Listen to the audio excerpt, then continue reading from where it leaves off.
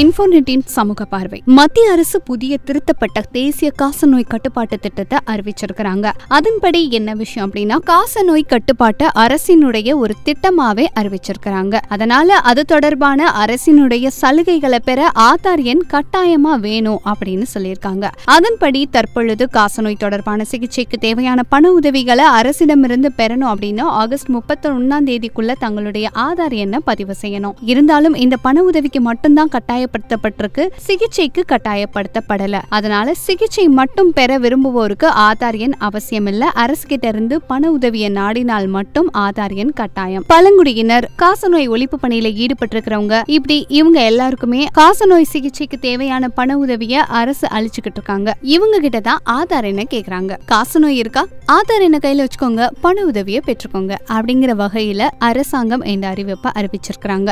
சமூக நோக்குடன் நிறைய விஷயம் தெரிஞ்சுக்கலாம். சப்ஸ்கிரைப் பண்ணுங்க இன்ஃபோநெட்.